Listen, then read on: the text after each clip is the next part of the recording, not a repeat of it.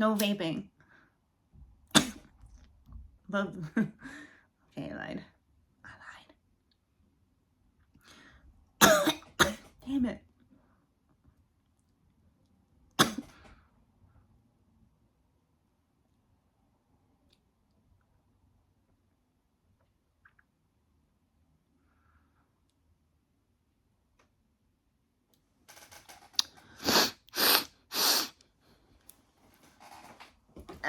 I'm acting up. I don't know why.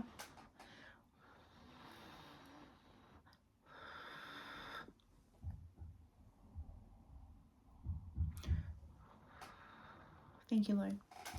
Thank you, Heavenly Divine Creator and Source, for allowing me to be a conduit of love, light, and change.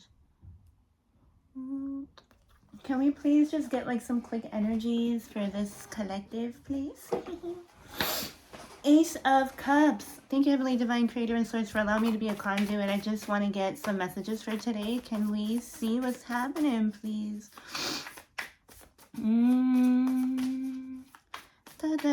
What do we need to know right now? Oh, Knight of Cups. Knight of Cups is an interesting one. It's pretty self-explanatory. So we have a gentleman here with wings on his feet. That's the first thing I see. It reminds me of Hermes, Mercury, Gemini energy. Wings on his feet, light on his feet. And he has a bowl. Looks like a singing bowl, but it's just a bowl.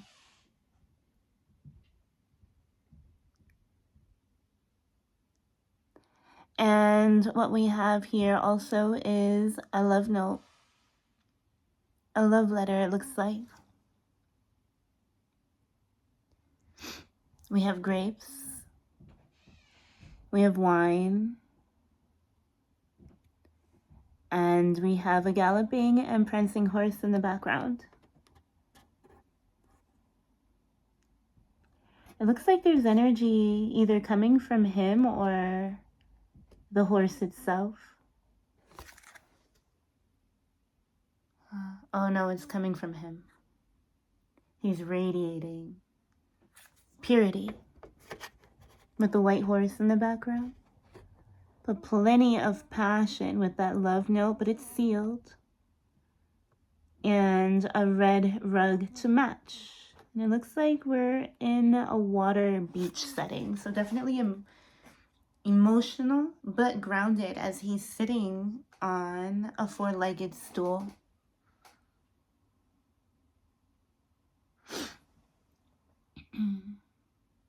The Knight of Cups is knights usually, so if a page is a messenger, right? So the page, the princesses, if they are messengers, then the knight comes to fulfill the deed of the messenger.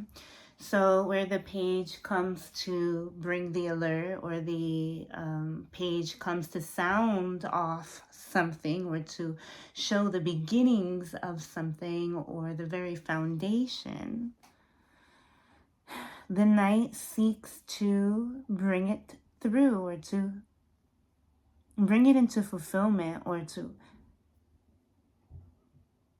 act out the act, so to speak. So there's a lot of romance on the table, and it looks like a lot of offers, right? I mean, I do see one individual, but when we look at the bouquet, I want to see that as several offers, or this could even be a male, a masculine, with plenty of offers in his hand as well.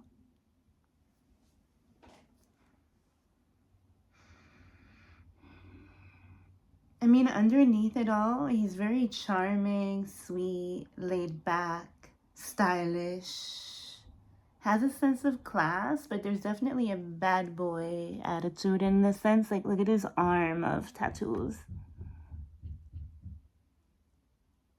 I don't know if it's just my eyes not focusing. All right. What else do we need to know, or what do we need to know about the Knight of Cups? So the Knight of Cups gallops into the scenery, being all extra romantic and suave. Like, come here, let me take you out. Like, you're so fine. I don't know if that's how, I don't know how, that's not how guys do it, but that's how I do it, obviously. Okay. And then we have the Six of Swords. So where the cups represent love and romance, unity, and all kinds of emotions. And in this case, romantic emotions, because red roses represent romantic love.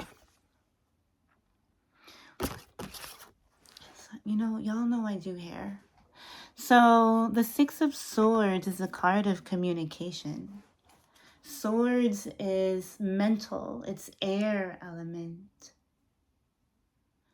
The swords are meant to vocalize as well, but it's also right action. The swords are also very mental and can be unspoken, as there isn't much talking here. Now, going from this beautiful rosy card, then following the Six of Swords is very interesting to me. See, this the Six of Swords, or 6 is a number of Venus, so it's a harmonious number. It's even, it's balanced, and it definitely represents a lot of harmony, harmonious energy, harmonious activity, balanced communion. Where the typical Six of Swords in the Rider Waite would usually depict 2 people in this boat. But I only see 1 person with a briefcase.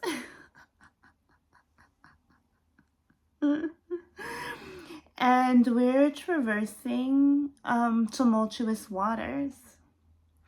Now, it's interesting, right? Because in the background here, if you could see, there's a tower with a star on it. And it's interesting because, okay, see, now I'm going to hyper focus on my nails because I am particular, but I literally have hair dye in them. So, the Six of Swords. Okay, so there's a tower in the back with the star card. And in the traditional tarot, 78 cards, the star follows the tower. And the tower is usually the fall of the ego, or an awakening of a situation that was unsustainable, or a cracking of a false facade, or a cracking of a structure that wasn't suitable for the long term. And it's a required destruction in order for rebirth. Now, it doesn't seem like she's moving towards this tower or this high place with a star. It seems like she's actually going into rougher waters, where you would normally see this going into calmer waters. But she does have this dark cloud over her head and the suitcase, and then the crows are leading her. But then look at the red scarf that she has. It looks like this red scarf thingy or rug here that's on the ground, and she's wearing it. So this is someone that could have walked away from a love offer, or this is someone or an energy. Could be male or female, doesn't really matter, gender. This is about really thinking and contemplating and moving away from a situation that appeared to be very mentally conflicting. From the Five of Swords, that mental conflict, but also petty conflict and arguments that weren't necessarily big, but enough to cause turmoil.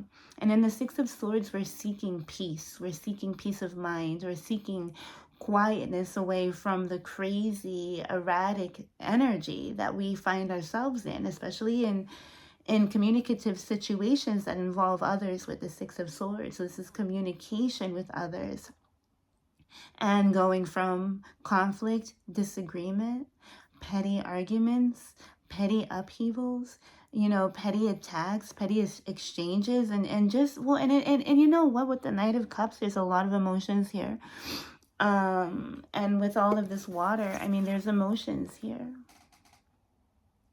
But I can't help but see this as something that is one-sided or something that is completely unbalanced in a way. I mean, look at her walking, like sailing away with this briefcase away from like turmoil, and he's sitting here just waiting. So not, it's just like romance or a romantic opportunity left on the table, or basically like an exchange that is being heavily thought of, or an exchange that doesn't feel paralleled at all.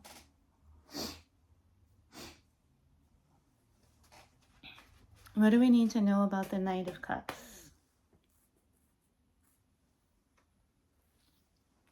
and the Six of Swords?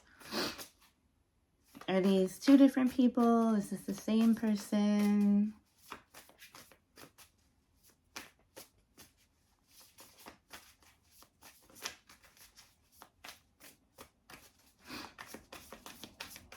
Six of Swords, Knight of Cups. They couldn't be any more different from each other. Okay, yeah, so the Four of Swords wanted to come out. Oh my God, it's like a resting and healing period. Holy moly. Like this person is basically like running away, not running away, but moving away in order to heal something. Look at them. I have all of this love, or I thought I had love, or I do have love, or I'm a romantic type. I do like romance. I do like love. I do have a lot to offer. Like, I know that there's so much, but for some reason, there's just this inner conflict or this turmoil, because there's one person here, one person here. So there's three people here, but I think it's all the same person. Or two people embodying the same energies in different forms, or in different ways, or in a disorganized formality. And so we're looking for peace, so we're transitioning into a peaceful period. Okay, so the Six of Swords is also transitory, transitioning into a peaceful state, or transitioning into a peaceful part of our mind, or where we're seeking that solidarity, we're seeking that clarity. And you know what? In this Six of Swords, I do not see that. I don't see it right now. And so the Four of Swords, look at, okay, she's in a nest. She's in a nest, and it looks there's needle and thread here. And there's a heart connected to this thread. And, oh, there's flowers all over her. I've never noticed that. I never noticed that. Like, let me see. Can we focus, please? Focus. Okay, there's like peonies on her. And she's resting, and she has a smile on her face. And it's like mending this heart. The Four of Swords is a card of rest and healing. It's also a card of pause, rejuvenation, self-care. It's also about putting the sword down. It's like we don't want to fight anymore. Oh, look at the Five of Pentacles. Yeah. Because at the end of the day, we just feel isolated and locked away. With the Five of Pentacles, it's about feeling left out. It's about feeling unwanted. It's about feeling misplaced, but it's also feelings of lack, feelings of shame, feelings of inadequacy as well. And the Five of Pentacles is a physical card. It's a monetary card, so you can look at it as not feeling like you have enough, or not feeling like There's enough to go around, but I don't, look at that circular motion, or that there's just not enough. But that's the furthest of the truth. And I do say emotional because we did start off with an emotional opportunity, essentially, or an emotional card, or an emotional being. I do want to pull up the guidebook here and to just read the Four of Swords from the guidebook. But look at what's underneath here. Something's gonna be revived after a period of rest. Bucket, buckum. Ooh, that's good energy. All right, Four of Swords, a time of deep rest, transmutation of shadow, healing from burnout, taking a brief holiday from your reality, renewal and self-love. This deep resting period in your life marks a moment of intentional healing and self-care. More than just integral to your wellness, it is integral to your being at this time, body, mind, and spirit. How you heal is your choice, and you can find quiet regeneration through sleep or other restorative practices like meditation. Six of Swords, real quick. Transitions, help arriving at the perfect time. Rites of passage, okay. Healing, so that's another card of healing. Moving beyond trauma or shadows of the past, wow. Support from others, personal evolution, a spiritual transition, or a journey. So we have like this love in a transitory state, lover in a transitory state, to, find help arriving, moving beyond trauma or shadows of the past. It's about transitions and the rites of passage, healing.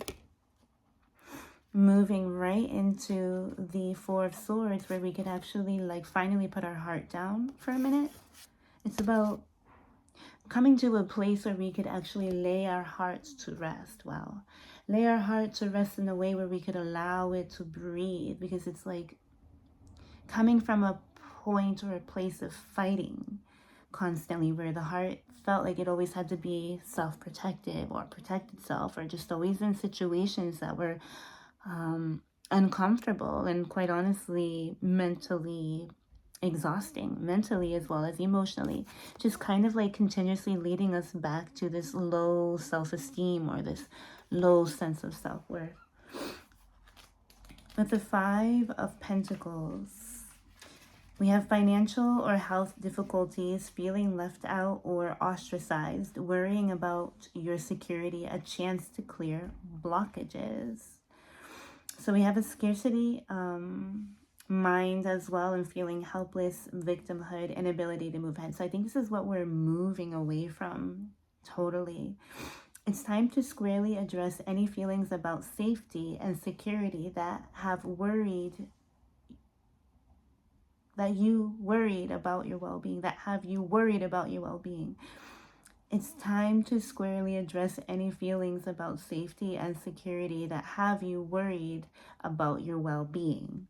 And this is what we're doing. We're addressing our insecurities. We're leaving behind some feelings of trauma and inadequacies, as well as, there's an opportunity on the table, or there's something, whether it's you or someone outside of you, that's really inviting and creating an opportunity for this transition, for this change, for this healing to happen.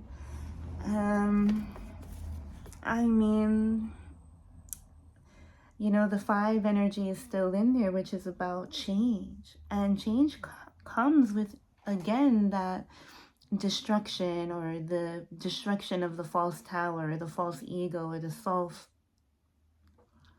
false structure and entity. But the star always follows that, which is having your answers prayered, your prayers answered. let's get one more. What else do we need to know? Of course, I don't know, it just got like a little chilly and my nose is wet. What do we need to know? 5 of Pentacles. I feel like I'm ready to close this out. What else do we need to know at this time? Do we have any advice? All right. So this is the World card. This is about closing out a major life cycle. But closing out a life cycle that brings freedom, renewal, newness, elevation. It's a new world stage. It's a new world stage in your life, but ultimately like a breaking free of a cycle with the World card. The breaking free of a cycle. A poverty mindset, a lack mindset, a fear mindset. I don't know, I kind of want to get one more for that World card. It's just, you're going to see that everything's going to be very different from here on out once this part of your heart heals, once this part of your romantic and inner life heals, comes to a completion, a circle, an end, but also a release point where you feel free.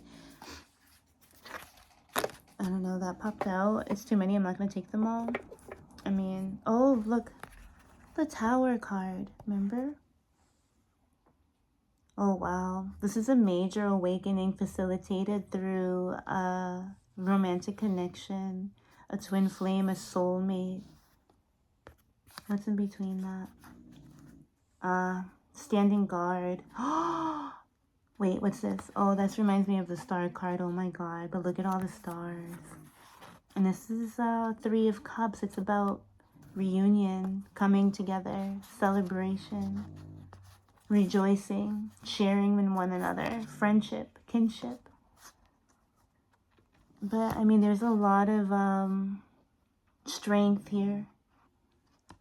A lot of strength and a lot of love, a lot of purity, but also a lot of destruction. But we're healing from all of that. This is very beautiful energy. And this could just be aspects of yourself as well. Because a lot of this I see as layers of the self. Not only do I see it as layers of the self, but I see 2 individuals acting out the same roles and or patterns in a way. And their individual journeys within this scope.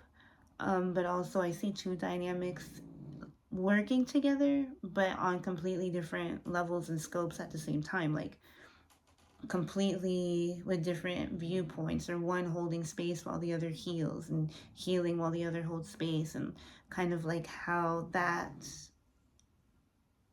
will eventually bring some sort of healing and stability, because I think that there's a lot of kinship here. But once we kind of like release ourselves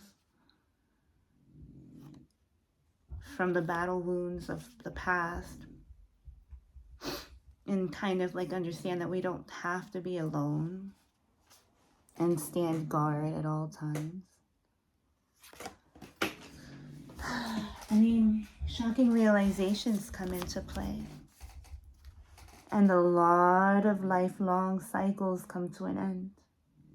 Shocking, disruptive, disorienting, loud, uncomfortable. But, I mean, at the end, I think it's extremely worth it to go and take that ride, essentially. Although lonely at first. Lonely at first, but definitely not lonely for long. And that's a factor, that's the truth. And I really love this energy for me and you. And I'll talk to you soon. God bless you. Later.